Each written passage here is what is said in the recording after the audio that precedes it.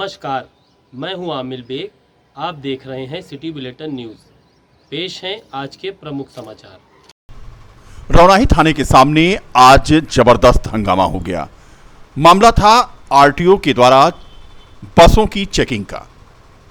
आरोप लगा कि 3 घंटे तक सीज की गई बसें रौनाही थाने के सामने खड़ी की गई थीं, जिसमें सवार अलग अलग 2 बसों में 2 यात्रियों की मौत हो गई।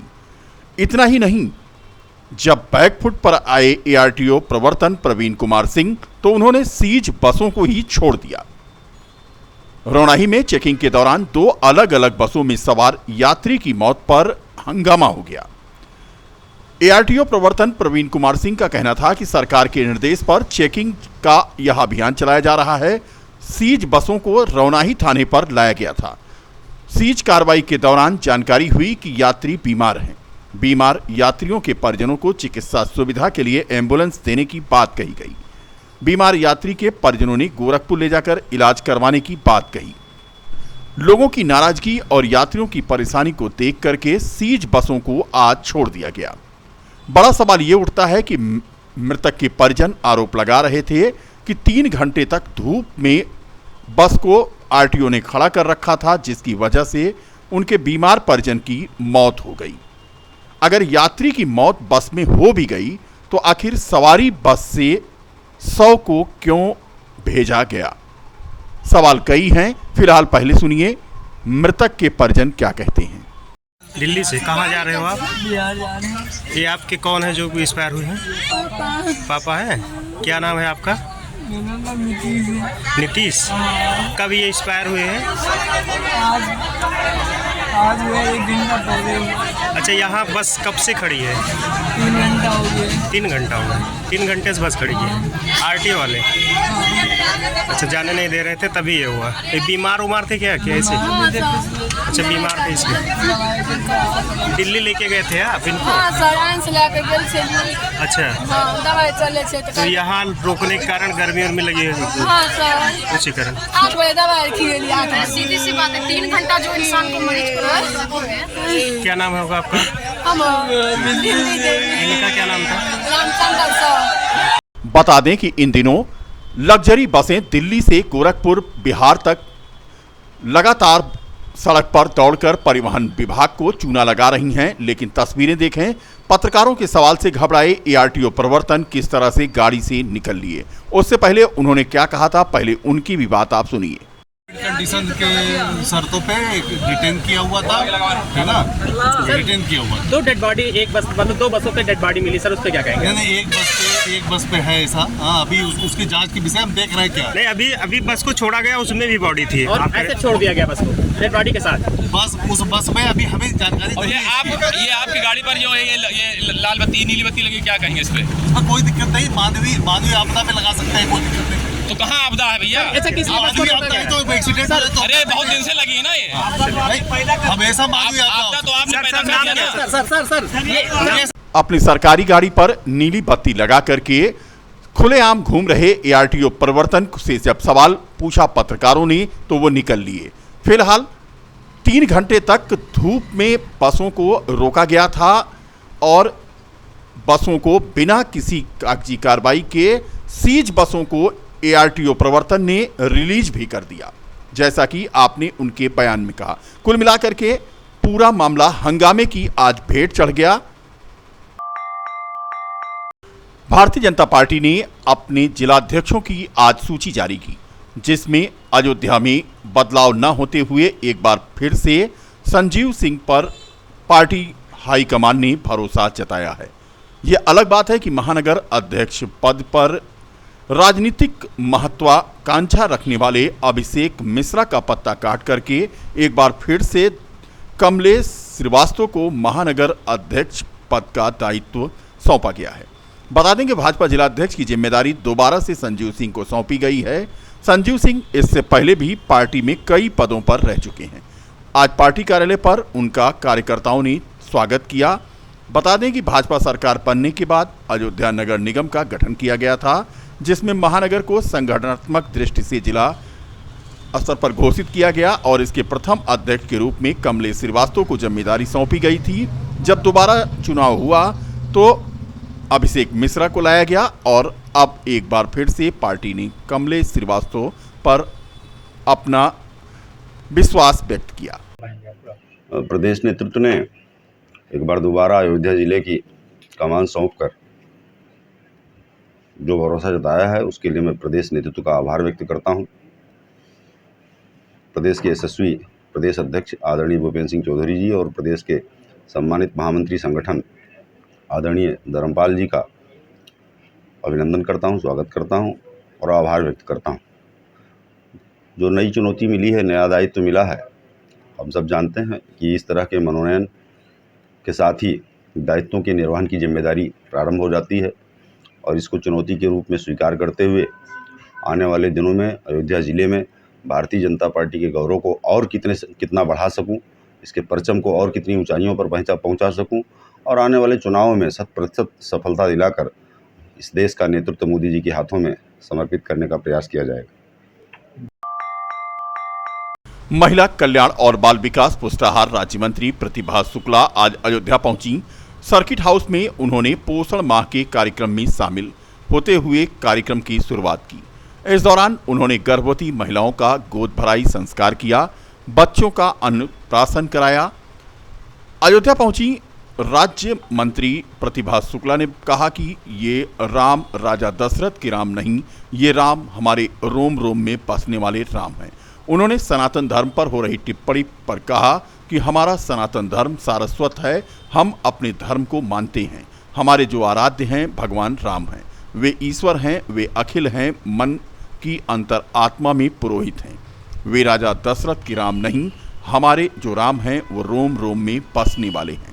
फिलहाल आज उन्होंने पीएम मोदी और सीएम योगी के कार्यकाल का जहां बखान किया, वहीं उन्होंने अपने विभाग की उपलब्धियां भी गिनाई। इस दौरान कार्यक्रम में उनके साथ भारतीय जनता पार्टी के रुदौली विधायक रामचंद्र यादव भी मौजूद थे। कार्यक्रम क्या है मैडम? पोषण माह चल रहा है और इसमें 1 महीने का कार्यक्रम है। हमारे मुख्यमंत्री जी, प्रधानमंत्री जी की ये मंशा है कि हमारा कोई बच्चा कुपोषित ना रहे, इसलिए 1 माह का ये जो दौरान होता है इसमें भारत को सशक्त बनाने की पहल में हमारी आंगनबाड़ी सहायिका आशा बहू की जो भूमिका है उसको पुनः याद दिला के उनसे वार्तालाप करके अपने कर्तव्य निष्ठा में किस तरह आगे बढ़ें और हमारे भारत को स्वस्थ रखें, सशक्त रखें, साक्षर रखें। किस तरह से आज कार्यक्रम में आप आई हैं? पता होगा आपको कि मोदी जी यहाँ बना रहे हैं आज नहीं, आज ही उनके लिए तो स्वागत ही स्वागत है और अपने प्रधानमंत्री जी के लिए तो हम ये कहेंगे कि रजोगुण तमोगुण जब तीनों समरेखा पे होते हैं तब किसी ऐसे प्रधानमंत्री का जन्म होता है तो पूरे भारत को अपना ही घर परिवार समझे। और हम समझते हैं जन जन तक जो योजनाएं जा रही हैं, चाहे G20 की बात हो, चाहे हमारे मन की बात हो, कभी प्रधानमंत्री जी ये कहना नहीं भूलते कि आंगनबाड़ियों ने बहुत काम किया। विकासखंड बीकापुर की 2 ग्राम पंचायतों में आज चौपाल का आयोजन किया गया। इस दौरान ग्राम पंचायत ताजपुर में सचिव नरेंद्र वर्मा, प्रधान अरविंद यादव तथा प्रधानाध्यापक प्रियाकांत पांडे के निर्देशन में ग्रामीणों की समस्या सुनी गई तथा सरकार की विभिन्न योजनाओं के विषय में उन्हें अवगत कराया गया।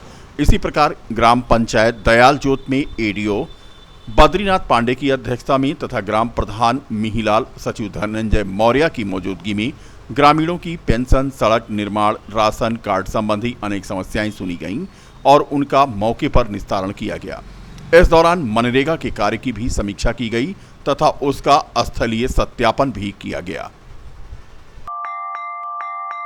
Fitness life gym Nakachungi V Mart के सामने शिवनगर का उद्घाटन परिवार के सदस्यों द्वारा फीता काटकर किया गया। जिम के प्रोप्राइटर नूर आलम, विशाल रावत और गौतम ने बताया कि उनके इस जिम से संबंधित सारे आधुनिक उपकरणों के साथ पूर्णतया प्रशिक्षित ट्रेनरों के द्वारा प्रशिक्षण दिया जाता है। यह पूरा वातानुकूलित है और सीसीटीवी कैमरे से लैस है। यहाँ पर लेडीज और जेंट्स के बैच अलग अलग समय पर चलाए जाते हैं। यहाँ से प्रशिक्षण प्राप्त करने के बाद किसी भी प्रतियोगिता में शामिल होकर जीत हासिल करके अपने देश का नाम रोशन किया जा सकता है। इस जिम सेंटर पर डाइट चार्ट, वेट लूज और आधुनिक मशीनों द्वारा एक्सरसाइज करके पूर्णतया फिटनेस प्राप्त किया जा सकता है। उद्घाटन अवसर पर इसमें प्रवेश पर विशेष छूट देने की भी बात कही गई। इस अवसर पर मोहम्मद फरीद कुरैशी, गौरव पांडे आदि मौजूद थे। फिटनेस लाइव जिम ये वी मार्ट के जस्ट सामने है हमारा, और ओपनिंग इसकी कल हुई है। कौन सा वी मार्ट की जगह? आकाचुंगी वी मार्ट ये जो है कल ओपनिंग हुई है, और इसकी ओपनिंग हमारी वाइफ और हमारे विशाल भाई हैं, इनकी माताजी गौतम भाई की माताजी थी, तो 3 लोगों ने मिलकर फीता काटा, इसकी ग्रैंड ओपनिंग करी। क्या फैसिलिटी हमारे पास जैसे जिम है, जिम में हमारे पास सेटअप डबल है।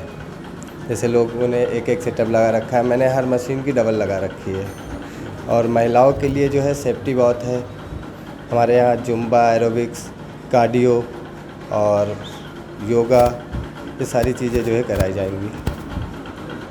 टाइमिंग 5 बजे से 10 बजे तक मॉर्निंग में, 5 बजे से 10 बजे तक इवनिंग में। तो इस समय लेके क्या है? फीस हमारी जो है ये फिक्स फीस है हमारी 1000 रुपये मंथली है। अगर 3 महीने का पैकेज लेते हैं तो ये 2500 रुपये है जी। ईयरली लेने पे जैसे 8000 रुपये मंथली है। 4000। ये अयोध्या के युवाओं को यही कहेंगे, फिटनेस से जुड़े। फिटनेस एक अच्छी चीज़ है। फिटनेस चीज़ों को आगे बढ़ाती है और अपनी सेहत पे लोग ध्यान दें, क्योंकि आजकल इतनी बीमारी होती जा रही है। लोग फिटनेस छोड़ के नशा बहुत करते हैं। नशे से दूर हों और फिटनेस में आए, एक अपनी बॉडी को जो है मेंटेन रखें। डाइट चार्ट की व्यवस्था, जैसे बॉडी अकॉर्डिंग जो है, गर्ल्स हैं बॉयज़ हैं, कितने केजी के हैं, उस हिसाब से उनका जो है डाइट चार्ट बनता है। ट्रेनर किस तरह? ट्रेनर हमारे पास जो है 2-3 लोग हम लोग ट्रेनर हैं, और 2-3 लोग फील्ड में रह के बताते रहते हैं। यहाँ पे काउंटर पे अलग रहती हैं रिसेप्शन। क्या?